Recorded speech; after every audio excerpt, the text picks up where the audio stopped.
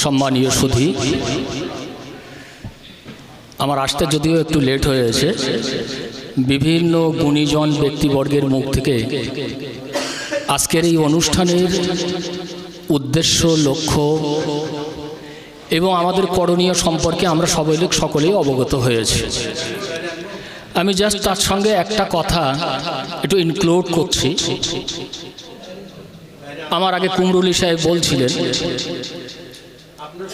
কুনতুম খায়রা উম্মাতিন উখরিজাত লিন-নাস। উম্মতে মুহাম্মাদি গোটা পৃথিবীর মানুষের জন্য হচ্ছে আইকন। এদেরকে নমুনা স্বরূপ পাঠানো হয়েছে। তার একটাই কারণ, কোরআনের ভাব, ভাষা এবং ভঙ্গিমা। এখানে যেহেতু সবাই আলিমে দ্বীন, নাসের কয়েকটা দিক থাকে, সারাহাতুন নাস, ইক্তিদাউন নাস, ইশারাতুন নাস, দালালাতুন নাস। এ কথা বলতাম না, যেহেতু সবাই আলিম তাই বলছি। এই যে কুনতুম খায়রা উম্মাতিন উখরিজাত লিন-নাস তা'মুরুনা বিল মা'রুফ ওয়া তানহাউনা আনিল মুনকার, এই যে নাসে কোরআন, এর একটা সারাহাতান সুস্পষ্ট দিক রয়েছে, যেটা আমরা সুস্পষ্ট অর্থ করলে বুঝতে পারবো। এর ইক্তিদাউন নাস রয়েছে। দালালাতের ক্ষেত্রে আমি বলতে পারি, ইক্তিদাউন নাসের ক্ষেত্রে আমি এটা বলতে পারি, উম্মতে মুহাম্মাদীদের গৌরব এবং তাদের প্রশংসা কোরআনে কোট করার একমাত্র কারণ হলো এটাই যে উম্মতে মুহাম্মাদী এরা আত্মকেন্দ্রিক হয় না, এরা সকলের জন্য চিন্তা ভাবনা করে।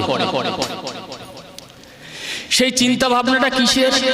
তা'মুরুনা বিল মা'রুফ ওয়া তানহাউনা আনিল মুনকার। যেহেতু একমাত্র উম্মতে মুহাম্মাদী, এদের দায়বদ্ধতা রয়েছে, এদের দায়িত্ব রয়েছে, এরা ভাবনা চিন্তা করে যে আর পাঁচজন মানুষকে কিভাবে সঠিক পথের গাইড করা যায়, তাদের দিশা দেওয়া যায় এবং অসৎ পথ থেকে কিভাবে তাদেরকে দূরে সরিয়ে আনা যায়। এই দুটো মহৎ গুণ হচ্ছে উম্মতে মুহাম্মাদী।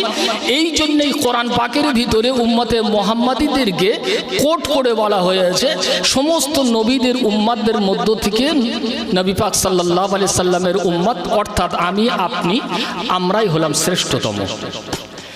আমরা সকলেও যদি একটা আয়াতের উপরে যদি আমল করি, একটা হাদিসকে যদি একদিন আমরা নিই, আমি হাদিসটা বললে লম্বা হয়ে যাবে, শুধু এই আয়াতটাই বলি, একটা আয়াতের উপরেই যদি আমল করি, আর এর সারাহাত কি, এর ইক্তেদা কি, এর চাহিদা কি, সমস্ত ইতিবৃত্তান্ত নিয়ে ওলামা সমাজ যদি ভাবে, আমি কুমরুলি সাহেবের সঙ্গে একমত, যেটা দরকার ছিল এখান থেকে আরো 50 বছর আগে, সেটা আমরা পিছিয়ে এসেছি, 50 বছর পিছিয়ে গেছি।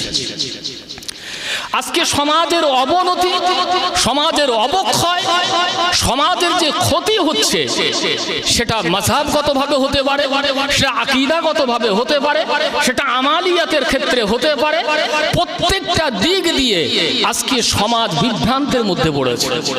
অথচ রাসূল পাক সাল্লাল্লাহু আলাইহি ওয়াসাল্লামের সুস্পষ্ট হাদিস রয়েছে, ইত্তাকিল মাআরিফ, ছন্দযুক্ত জিনিস থেকে আমাদেরকে দূরে থাকার আদেশ আমরা আদিষ্ট হয়েছে।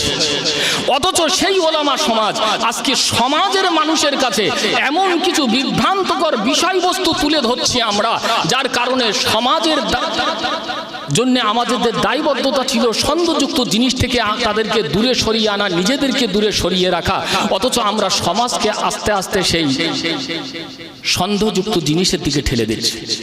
সাধারণ মানুষ বিভ্রান্তির মধ্যে পড়েছে যে আসল কোনটা, সঠিক কোনটা, বেঠিক কোনটা। দিকপাল পণ্ডিত আলেম বলে যারা দাবিদার ভারতবর্ষে আসছে বর্তমান, এক সাইডে তারা একটা মত প্রকাশ করছে, তার বিপক্ষে আরেকটা মত প্রকাশ করছে। মাঝে পড়ে ক্ষতি হচ্ছে কাদের? সমাজের সাধারণ মানুষের।